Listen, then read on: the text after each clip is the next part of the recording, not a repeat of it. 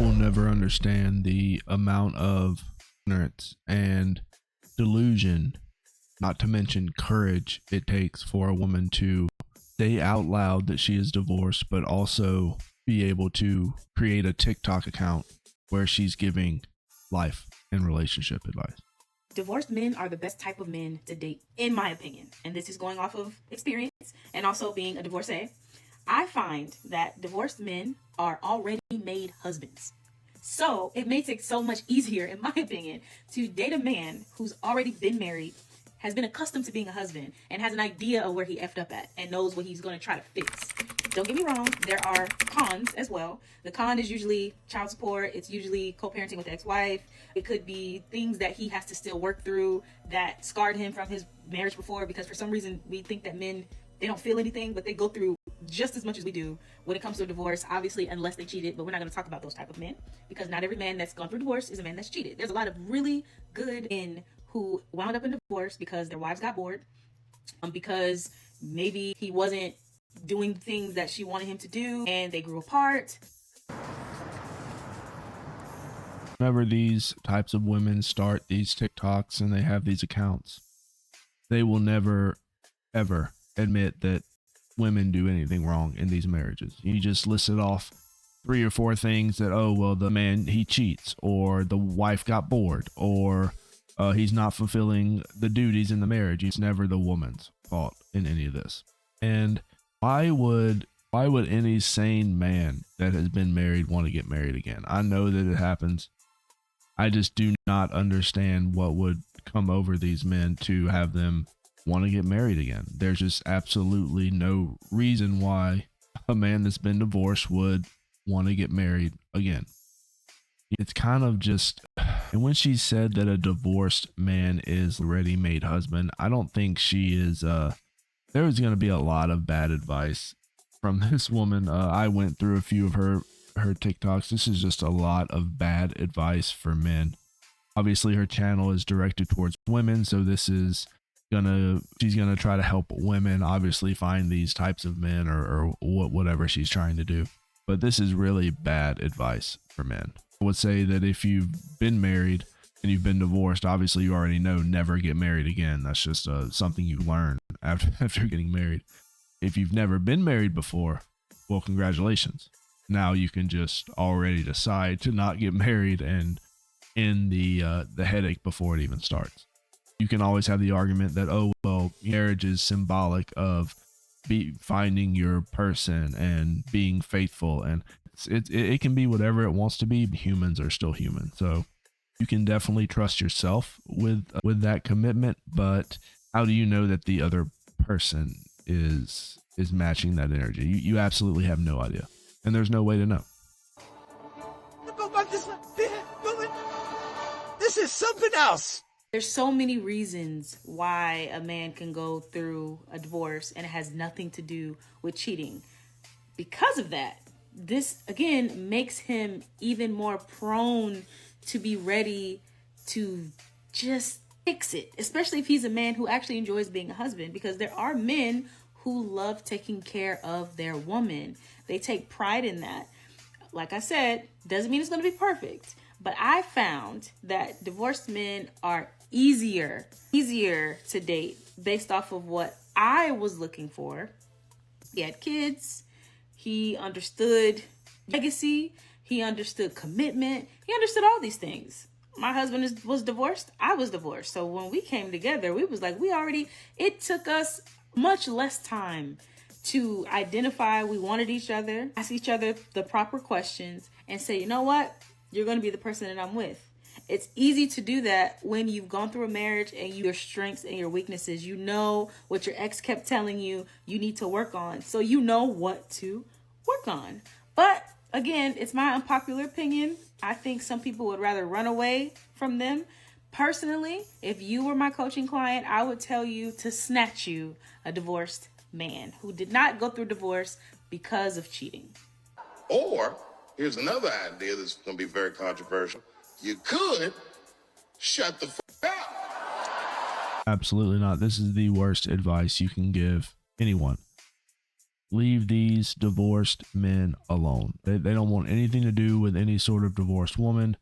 In a large majority of divorces, 80%, 70 to 80%, I'm pretty sure it's 80% of divorces are initiated by women because of the reasons, a few of the reasons she listed. Obviously, they get bored. They think that they're doing everything in the marriage and the man's doing absolutely nothing when literally the man works 72 hours a week providing and she just sits on her ass and doesn't do jack shit. But that's an entirely different conversation. And we are dealing with 80% of divorces are initiated by women, almost because of arbitrary reasons. And a majority of the time it is a no-fault divorce, which is cheapest way to get a divorce now when it comes to like legal fees. And it's usually a no-fault divorce is how these women will file for divorce. And a lot of these women, I hate to say it, but a majority of the cheaters in a marriage are women. This is why 80% of divorces are initiated by women. Statistics only point in one direction. I would advise any man that has been divorced to never get married ever again.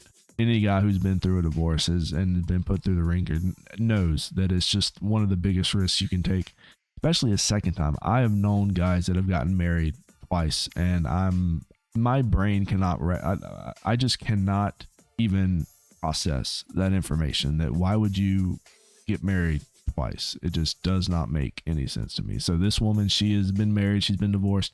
Her husband that she's married has been married and divorced. They both have kids, so there's stepkids involved and normal kids. So you have like a bunch of kids running around. I've said in previous videos that this is a pretty good dynamic. If you're going to be a single mom, you're going to be a single dad, and if you want to meet and do the Brady Bunch thing, absolutely, you can definitely do that. But as far as just a divorced man, a lot of these divorced women, unfortunately, are going to have kids. They're going to be single moms. So these divorced men that a lot of them don't have kids are taking a huge risk. Huge risk. Do not get involved with divorced single moms. It is the biggest risk you can take. He's right. Do you know that?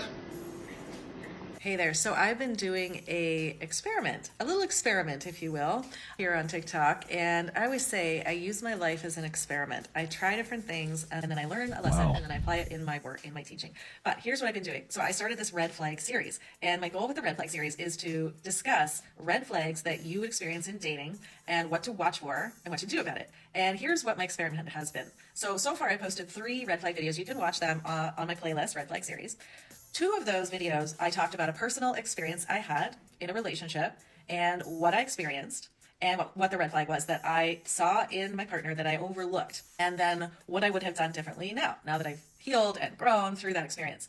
The 3rd video, I just talked about a red flag. I didn't involve my own lived experience in it. It was just information. Here's the fascinating thing.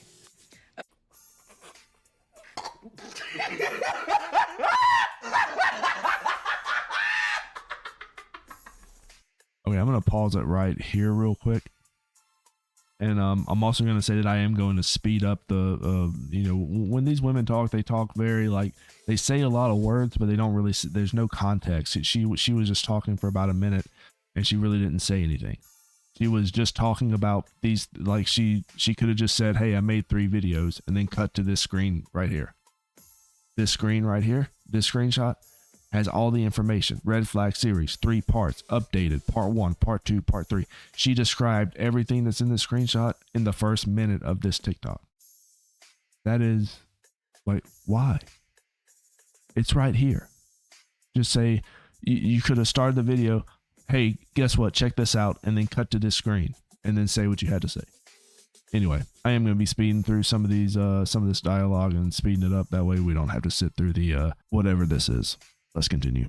Okay, so part 1, I discussed my lived experience in a relationship and a red flag that I noticed in my partner, and I told my story, right? 17,000 views, a lot of comments. Part 2 is where I just talked about the information. I didn't involve my experience, 1,900 views. And then part 3, I again talked about my experience, and that was yesterday, and it already has 9,500 views. So here's what I'm noticing.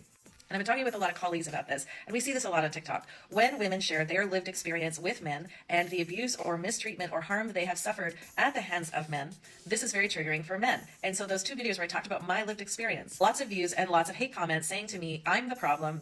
Oh, no wonder you're divorced. What did you do? You must have done something to deserve the behavior. And on the video where I just talked about the facts and I didn't involve my lived experience, crickets. Nobody was upset about it, but nobody really engaged with it. There are minimal views. So what this tells me and confirms to me is that when women share their lived experience of how they were mistreated by men, we get shamed, we get victim blamed, we get told you must have deserved that kind of treatment. What did you do? Women do it too, and on and on. And so it's just a confirmation, right? But as a woman, it's so important to share our lived experiences in this way, because if we stay silent because of fear of being victim blamed or shamed, if we stay silent, we are participating in the problem. So it's important that we get resilient enough that we're able and willing to share our experience in a way that gets our voices out there and gets the conversation going. I'm calling upon all nations to do everything they can to stop these dating gurus. Thank you. Now watch this drive. Yeah. Lady, what are you complaining about? These men pushed your video in the algorithm. That's why it got 17,000 views. Are you just now realizing what an algorithm is? What this video is about? This is a 4-minute video about an algorithm.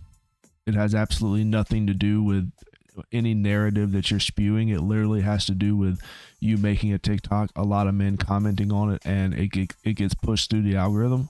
We have a big problem here, you guys. This is not okay. This is definitely not okay.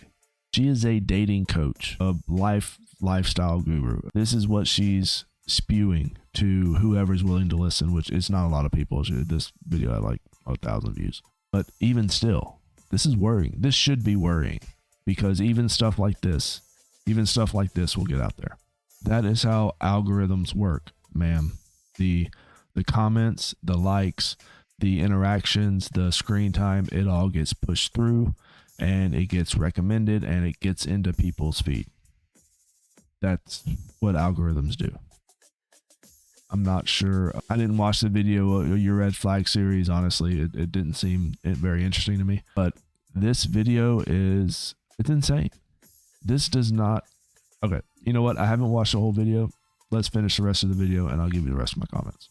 So that more women will feel validated, because this really isn't about men, is it? It's about women becoming empowered to use our voices and to talk about our experiences so that we can shift the narrative and start to shut down this whole victim blaming, shaming bullshit that's kept you silent. So whether it's speaking up here on TikTok, commenting on a video, making your own video, whether it's talking to your therapist or your coach, whether it's talking to a friend, it doesn't really matter who you're talking to. It matters that you are speaking out your experience. And especially if you've been gaslit, then you probably have a lot of fucked up messaging around your experience and you're not feeling like it's valid. So it's so important to be validated in your experience. And so many of my clients say that to me. It's so healing just to be validated when they talk to me about their experiences. So find a way that feels safe for you, that feels right for you, but don't just stay quiet. Start to speak up, start to talk about your experiences so you can start to feel validated and learn and understand that just because you had an experience where someone treated you badly, where a man treated you badly, and now other men are treating you badly by blaming you, doesn't mean it wasn't real, doesn't mean it isn't valid, and your voice matters. Hey, look, this lady should be super happy. I am spreading her message of the algorithm on my channel here. I just want to make a few points with what she said. As I've stated in a previous video, I honestly think that social media, especially platforms like TikTok and Instagram, give too much validation to women. I think that is a very big issue that we're seeing right now. I think that's why we have a lot of the problems that we have with social media right now. It's not too hard to believe that a lot of times these social media outlets see women as the target audience, if you understand what I'm saying. Of course, men are on social media as well, but women are the target audience, especially stuff like Instagram and TikTok. Women are the audience, and they will cater to this audience. This is why there are some videos that I could never post on TikTok. It's just not going to happen. It's not going to get picked up. It won't get comments. It'll peak at 200 views, and then that's the end of it. I've tried. It just does not work. Whereas this woman can post this right here, and actual men will pump it through the algorithm for her, and then she makes a video and complains about it, having no idea how algorithms work. Every woman with a phone, every woman that owns an iPhone right now, post their experiences to TikTok. They talk into their camera and they post it. I don't think you need to make a video telling women to dump their entire life onto a social media platform. They do that already. So this is what are you doing? What are you doing? And whenever women make videos like this, something I will always say is, I want to hear the man's side of the story. I want to hear really what's going on, because she might have that video about red flags and she might have all this stuff to say. But just watching this video, I have a bunch of red flags about her. There's a lot going on in this video. And the fact that she had to make 3 parts to it, and you also have to put into the equation that she surrounds herself by so-called, you said it herself, victims, because all men are doing are victim blaming. So if you connect the dots, then you can find out that mathematical equation. It is complete lunacy that it has gotten to this point. We need to really evaluate who we give access to social media nowadays. Used to, not everyone owned a computer. Not everyone could own a webcam. Not everyone had access to the internet years ago. Now look at where we're at. We have completely unevolved into I don't even know what. This is it. This is the peak of human civilization. I can only hope one day that social media crumbles, these hard drives, these servers, they crash and they disintegrate, so that we can be done with all this foolishness. But let me know what you guys think. That'll be the end of today's video on dating lifestyle gurus. Let me know what you guys think. Leave me a comment. Like the video. I'll catch you guys later. Rat Boy out.